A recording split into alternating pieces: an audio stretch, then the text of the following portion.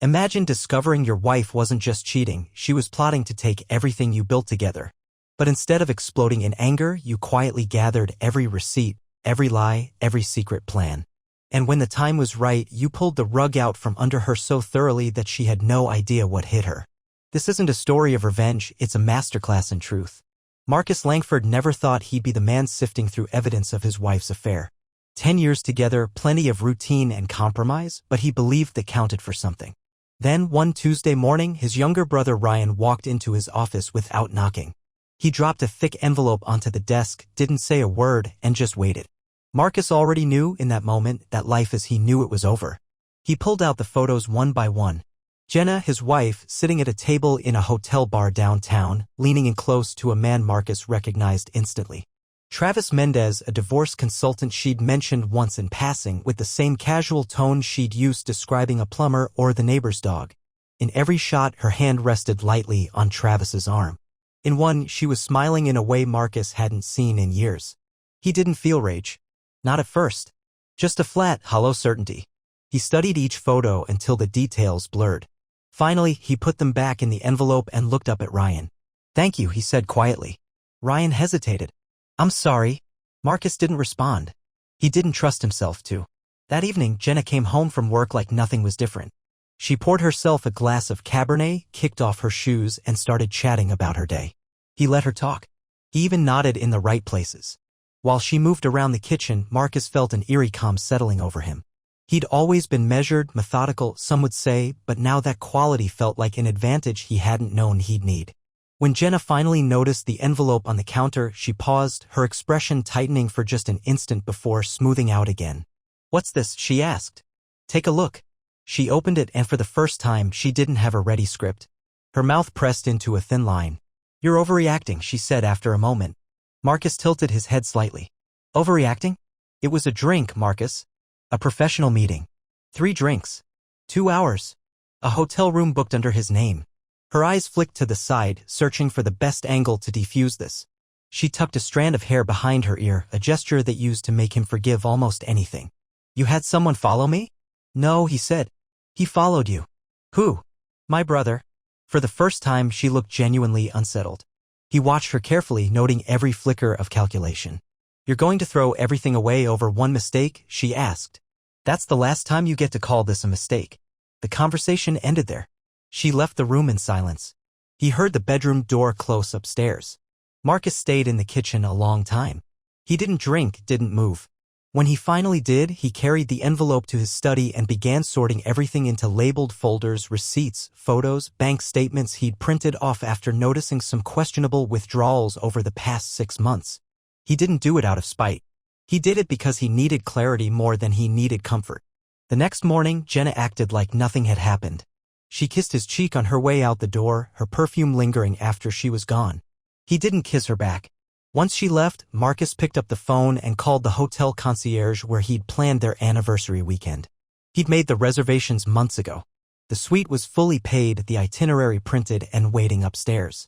"I need to change the guest name," he told the concierge. "Of course, Mr. Langford," came the smooth reply. "My wife had an emergency. Her sister will be coming instead."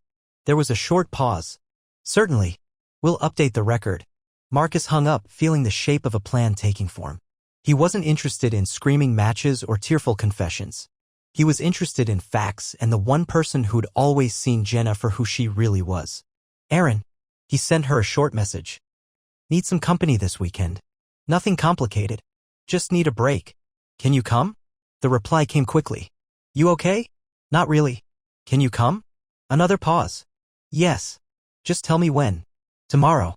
9 a.m. We'll drive up." When Marcus finally set his phone down, he felt something he hadn't in months: control. Not over Jenna, but over himself. The next morning, Erin arrived as promised, her overnight bag slung over her shoulder. She studied him carefully, her eyes searching his face for clues. "You sure you're okay?" she asked. He nodded once. "Let's just get out of town." They loaded the car and pulled out of the driveway. Marcus didn't look back. He didn't need to. The past was already behind him. The miles ahead were the only thing that mattered now. The highway stretched in a clean line toward the coast. Marcus drove without music, letting the quiet fill the space between him and Erin. She didn't ask questions. That was part of why he'd invited her. Erin never forced explanations. She waited for the truth to reveal itself. A couple hours later, they pulled into the resort's circular drive. The place was beautiful. He'd picked it hoping to surprise Jenna with something she couldn't control or predict. Now, it felt like neutral ground, a place to think without her constant presence pressing in. The check-in was uneventful. The concierge barely blinked at the updated guest name. Their suite was ready. 2 bedrooms and ocean view. Marcus signed the papers and thanked the clerk. He carried his bag himself, needing something to do with his hands. Upstairs, Erin unpacked in the smaller room and emerged with a questioning look. "You want to get a drink?" Marcus hesitated. Part of him wanted to refuse, he didn't feel like talking. But the other part knew he had to stay grounded, not slip into the isolation Jenna always accused him of. "Yeah," he said finally. "Let's go." They found a quiet table on the terrace overlooking the water. The sun was low, painting the horizon in a haze of pale gold. Erin ordered a glass of wine. Marcus stuck to water. When the server left, Erin studied him again. "You don't have to tell me anything," she said, her voice careful. "But if you want to, I'm here." Marcus met her gaze. "I know." He wasn't ready to say everything out loud, not yet. So he changed the subject, asking about her job, her plans to move out of state. She answered, but he could tell she was only half-focused. Finally, she set her glass down. "Just promise me you won't let her talk you into thinking this is your fault." He didn't respond. Not because he agreed with Jenna's excuses, but because part of him still wanted to believe there had been something real in their marriage, something worth trying to salvage. He just hadn't decided if it mattered anymore. That night, he skipped dinner. Erin offered to bring something up, but he told her he needed time alone. In his room, Marcus opened his laptop. He started typing a list. Joint accounts activity. Credit card statements. Jenna's travel dates. Business expenses that didn't add up. He wrote late into the night, adding notes as memories surfaced. Small moments that hadn't made sense then, her sudden business trips, unexplained charges, the times she'd come home late with flimsy stories. Now, lined up in a timeline, they were impossible to ignore. At 2 a.m., he finally closed the file. He sat by the window watching the waves roll in under the moonlight. He didn't feel sad. He felt awake. In the morning, he and Erin met for breakfast on the patio. She picked at her food, clearly weighing whether to push him for answers. Eventually, she spoke. "Is this really about a fight, Marcus? Or is it worse than that?" He sipped his coffee, choosing his words carefully. "It's worse." "Does she know you know?" He shook his head. "Not everything." Erin fell silent. She folded her napkin into neat squares, something Jenna used to do. But with Erin, it didn't feel like an affectation. It was just a habit. "Why did you bring me here?" she asked finally. Marcus looked out at the water. "Because you don't lie to make people feel better." A flush of emotion crossed her face, but she didn't argue. The rest of the day passed in an uneasy rhythm. They walked along the shore, said little. Marcus checked his phone every few hours. Jenna hadn't called. He wasn't surprised. That evening, Erin knocked on his door. She held her phone in her hand. "She texted me." "What did she say?" "That she's worried. That she hopes you're not doing anything dramatic." Erin frowned. "She asked if I'd heard from you." "She doesn't know I'm here." Marcus nodded. "Good." Erin studied him. "Does she know you're planning something?" "She thinks she's the only one who can plan." Erin hesitated. "Do you want me to tell her I'm with you?" "No," Marcus said. "I want her to believe whatever story she's telling herself." They sat in silence. Erin didn't press. After she left, Marcus reopened his laptop. He started another list, this time steps to secure everything she thought she could take from him. Freeze joint accounts. Retain independent counsel. Change passwords on all devices. Back up all records to secure storage. He methodically drafted emails to his attorney, attached the evidence he'd collected, and set up appointments for the following week. Every action felt like reclaiming a piece of himself Jenna had quietly stolen. When he finally shut down the computer, Marcus felt something close to calm. Not relief, he wasn't there yet, but certainty. The next morning, Erin didn't bring it up again. She seemed to understand he'd talk when he was ready. They checked out at noon. On the drive back to Seattle, Marcus didn't say much. He didn't need to. Erin knew. She'd seen enough. As they reached the city limits, Erin broke the silence. "Whatever you decide to do," she said, "I'll back you up." Marcus kept his eyes on the road. "I know." He pulled into the driveway. The house was dark, but he could feel the tension waiting inside. Jenna was probably pacing, rehearsing her next explanation. Marcus turned off the engine. For the first time since Ryan had handed him that envelope, he allowed himself to imagine what came next. No more lies, no more staged performances. Just the truth laid bare. He didn't know exactly how it would look yet. But he knew one thing. He wasn't going to let her write the ending. Marcus didn't go inside right away. He sat in the car for a while, watching the porch light flicker on as if Jenna had sensed he was home. He wasn't nervous. He felt composed in a way that used to take effort. Now it came naturally. When he finally stepped inside, he found her in the kitchen, her laptop open and papers spread across the table. She looked up quickly, eyes darting to the clock on the microwave. "You're back early," she said. Marcus didn't answer. He set his keys on the counter and waited. She swallowed. "We should talk." "About what?" His tone was calm, almost bored. Jenna closed the laptop, her hands lingering on the lid. "About everything." He glanced at the table. One of the folders was labeled Division of Assets. Another held printed emails. "You already are," he said. "Just not with me." She drew in a breath. "I was going to tell you." "You were," Marcus agreed. "When it suited you." Before she could respond, a knock sounded at the door. He didn't move. After a moment, Jenna crossed the room and pulled it open. Travis stepped inside, looking more uncomfortable than Marcus had ever seen him. He carried a worn leather briefcase and wouldn't meet Marcus's eyes. "Evening," Travis mumbled. "Is this the strategy session?" Marcus asked. Travis shifted his weight. "I'm just here to advise." Marcus nodded. "Good. Because I'd like to be included." Jenna's mouth tightened. "This doesn't have to be hostile." "It's not." He pulled out a chair and Saturday, it's just overdue. No one spoke for several seconds. Finally, Travis opened his briefcase and removed a sheaf of papers. "We were going to review a few options. Settlement discussions." Marcus leaned back. "You've already started dividing property." Jenna's voice was too smooth. "I thought it would make things simpler." "For you," Marcus said. Silence pressed around the table. Travis cleared his throat. "Look, Marcus, nobody wants this to escalate." "It's already escalated," Marcus said. He kept his gaze steady on Jenna. "You started moving assets. You tried to reposition accounts. You didn't think I'd notice." Her eyes flicked away. "Did you really think I wouldn't prepare?" he asked. Jenna didn't answer. Marcus reached into his bag and pulled out a single folder. He placed it on the table and slid it toward her. "What's that?" she asked. "Documentation," Marcus said. "I thought we'd all appreciate some clarity." She didn't open it. Marcus turned to Travis. "While you were advising her, did you ever suggest she should be honest? Or did you focus on how to protect her position?" Travis shifted again. "My role isn't transparency," Marcus interrupted. "That's your job, right? Consulting people on how to get the best result." Travis didn't reply. Marcus folded his hands. "Let's be clear. You're not here because you care about fairness. You're here because you think you can control the story." Jenna straightened. "That's not true." He didn't argue.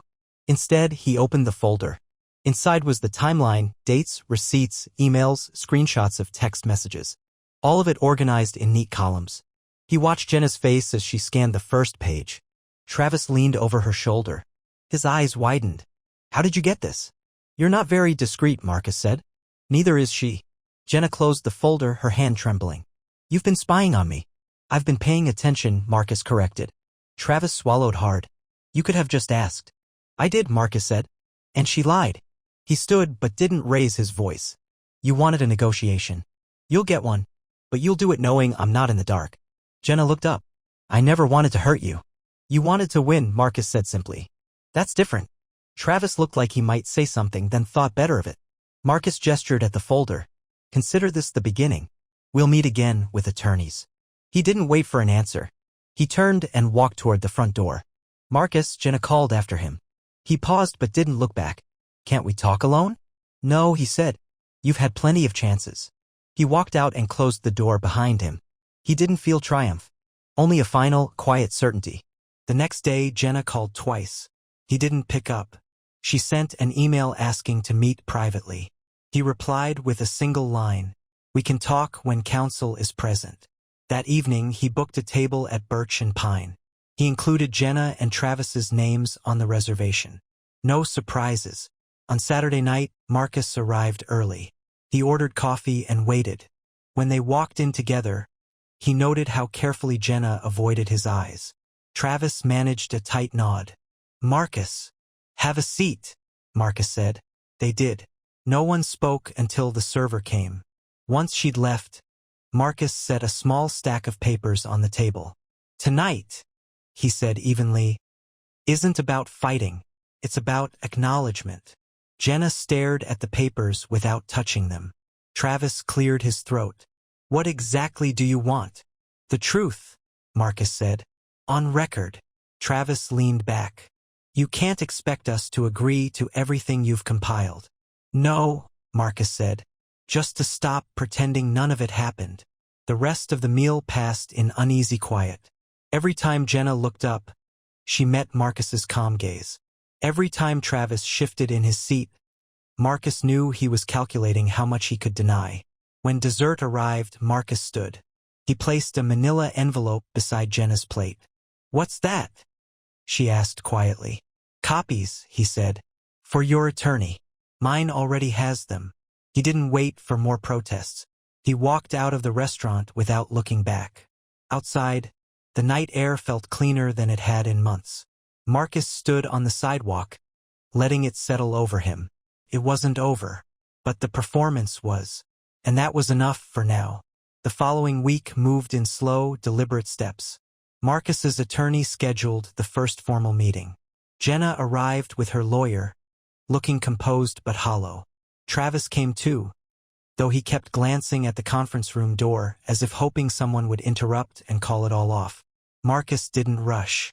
He laid out the documents he'd compiled, financial statements, emails, photos. He explained how each one proved deliberate deception, not just a lapse in judgment. Jenna didn't interrupt. She sat with her hands folded in her lap, watching the table instead of him. Her attorney tried to push back. This is still circumstantial. Marital property division doesn't require. Marcus raised his hand. Stop. His voice was even. I'm not interested in your spin. You know as well as I do that these documents show an orchestrated attempt to hide assets and manipulate testimony. Travis shifted in his chair. I never agreed to testify. You don't need to, Marcus said. You left enough evidence behind. For the next hour, they walked through every page. No one raised their voice. No one stormed out. By the end, Jenna's lawyer had stopped taking notes. He just sat with his jaw clenched. When the meeting ended, Jenna stood slowly. She didn't look at Marcus as she gathered her things. Marcus, she said finally, her voice thin, this doesn't have to be scorched earth. He met her gaze. You're right, but you lit the match. She looked away and walked out without waiting for a response. Outside the office, Travis waited alone. He watched Jenna disappear into the parking garage, then turned to Marcus. I never planned for any of this, he said. You planned enough, Marcus replied. I thought she was going to leave you anyway. I didn't think she'd, he trailed off. Steal everything she could before she did? Marcus finished. Travis exhaled. She told me you were cruel. Marcus almost laughed. She needed a reason to justify what she wanted. Travis hesitated. I'm sorry. You'll need to say that to the Bar Association, Marcus said. They're already aware. Travis's shoulders slumped. He didn't argue. He just walked away. When Marcus returned home, the house felt different. Not empty, just quiet in a way that felt factual rather than ominous. Jenna wasn't there. He didn't know if she'd ever return to pack her things. He didn't care. 3 days later, his lawyer called to confirm the petition had been filed. Full ownership of the house. A freeze on all joint accounts pending audit. An injunction preventing Jenna from moving any assets. Marcus didn't feel triumphant. He felt done. That evening, Jenna showed up unannounced. She didn't knock. She simply walked in like she still belonged. Marcus was in the study, reviewing final paperwork. She stood in the doorway, arms folded. I know you hate me. He looked up, tired but steady. I don't hate you. Then what is this? She demanded. Punishment. No, he said. Consequences. Jenna swallowed. I didn't think you'd do all this. You didn't think I'd stop you, Marcus corrected. She stepped closer. You can still change your mind. He shook his head. No, I won't. Her shoulders sagged. For a moment, she looked like she might cry. But instead of tears, she simply said, What happens now? You sign what you need to sign, Marcus replied. You accept what you did. And after that? She asked. He closed the file. I don't know. But it won't involve you. Jenna stared at him, searching for something. Pity, regret, forgiveness. He offered none. When she left, she didn't look back. Marcus watched her walk down the path to her car. He didn't follow. The next morning, he arrived at the courthouse early. He sat alone in the hall until his lawyer joined him. A clerk called them in. Jenna was already inside with her attorney. She didn't lift her head. The judge reviewed the evidence. Marcus listened without flinching as each piece was read into the record. The receipts, the hotel logs, the emails planning her strategy to claim everything. When the judge asked if either party wished to speak, Jenna's lawyer declined. Marcus's attorney turned to him. "Do you want to address the court?" Marcus stood. "Yes." He looked directly at the judge. "Your Honor, I'm not here to humiliate anyone. I only want this to end honestly. I don't want to spend another year fighting over who gets to pretend the past didn't happen." The judge nodded. "Understood." He sat down. Jenna finally lifted her head. For a split second, she almost looked like the woman he'd married, the one who used to call him her safe place. But Marcus didn't feel anything. Not hate, not longing, just the finality he'd been working toward. The judge's ruling was concise. Jenna forfeited any claim to the house. The joint accounts were frozen pending audit. All property acquired during the marriage would be split equally, minus what she tried to conceal. Her testimony about Marcus's emotional cruelty was stricken from the record. The court noted that her conduct had demonstrated bad faith. When it was over, Jenna turned to Marcus as if she might say something. Instead, she just closed her eyes for a moment. Then she walked out, her lawyer trailing behind her. Marcus remained seated, breathing in the quiet. The gavel had fallen. The papers were signed. The story she tried to write about him was officially erased. Outside, the air was cool, edged with the promise of rain. He didn't rush to his car. For the first time in months, there was nothing urgent left to do. He took one last look at the courthouse steps before he walked away, feeling no need to memorize them. He didn't plan on ever coming back. Marcus didn't feel any need to celebrate. When he left the courthouse, he didn't call anyone or post updates. He simply walked to his car, unlocked the door, and sat there for a long time. The paperwork had been signed. The ruling was final. The marriage was legally over. He thought he might feel triumph or at least relief. Instead, he felt clean, as if someone had wiped away a long smear of confusion he hadn't realized he'd been living under. He watched people come and go along the sidewalk, most of them too busy to look at the man sitting motionless behind the wheel. He liked that anonymity. For years, he'd been a husband, a provider, a predictable constant. Now, he was just a man with nothing left to prove to anyone. He drove home slowly, taking streets he didn't usually use. At every red light, he let his mind wander to the future. He wasn't sure what it looked like. He only knew it wouldn't involve building anything with someone who couldn't be honest. When he pulled into the driveway, he saw Jenna's car already there. Part of him had expected this. She was waiting for some final exchange, some last attempt to reframe the story before she accepted it was over. Inside, she stood in the living room holding a small box. She didn't look up at first. "I'm just here for a few things," she said. Marcus nodded. "Take whatever you need." She hesitated. "Not everything, just what matters to me." "That's up to you," he said. She set the box on the coffee table and finally met his eyes. "You were right," she said quietly. He didn't answer. "I thought I could control the story," she went on. "Make it look like you were cold, like I was just reacting. But it wasn't true. I was the one who stopped trying." Marcus folded his arms. He didn't feel pity, only a tired understanding. "You don't owe me anything," she said. "But I needed you to hear that." He nodded once.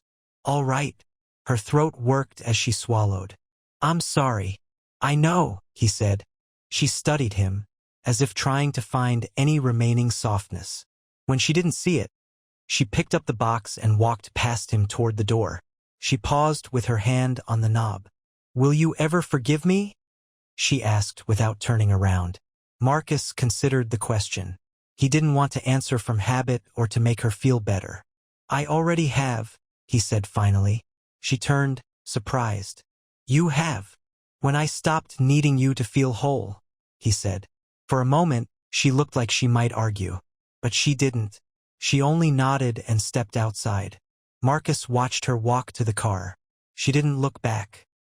He waited until she pulled away before he let out a long, measured breath. He spent the rest of the day going through what remained of their shared life, financial records, old cards, the photos Jenna hadn't bothered to pack. He put the keepsakes in a small bin he planned to store away. Not to revisit, but to remind himself he hadn't imagined it all. That it had been real, even if it hadn't lasted. Later, Erin called to check in. "Is it done?" she asked. "Yes," he said. "You okay?" He thought about that. "Better than I expected." "I'm glad." She paused. "You deserve something honest." "I know," he said. "I'm not in a rush to find it. Call if you need anything." "I will." After he hung up, Marcus walked through the house slowly. Each room felt different, less weighted by old expectations. For the first time in years, he could imagine living there without feeling trapped. That evening, he sat at the kitchen table, the same spot where Jenna had once tried to convince him everything was fine. He opened his laptop and deleted the folder labeled Evidence. He didn't need it anymore. The truth was already on record. He wouldn't spend the next chapter of his life obsessed with what she'd done. As the sky darkened outside the window, Marcus realized he hadn't felt the need to replay any of their last arguments. The words were finished. The story was over. A few weeks later, the official notice arrived in the mail. Final judgment. No appeals pending. He held the envelope for a moment, feeling how light it was compared to what it represented. Then he set it aside and got on with his day. Some people would have called it revenge, but Marcus knew better. He hadn't destroyed Jenna. He hadn't needed to. She'd dismantled herself by thinking the truth was something she could outmaneuver. When he finally told people it was done, he didn't explain the details. He simply said they'd grown apart and left it at that. Anyone who mattered already knew the truth. One evening, he walked down to the waterfront, breathing the salt air and letting the quiet sink in. For the first time, he could see his future without feeling the old fear that he'd failed. Because he hadn't. He protected what he built. He'd refused to be rewritten by someone else's shame. And most of all, he'd proven to himself that the most powerful response to betrayal isn't rage. It's simply moving on without permission.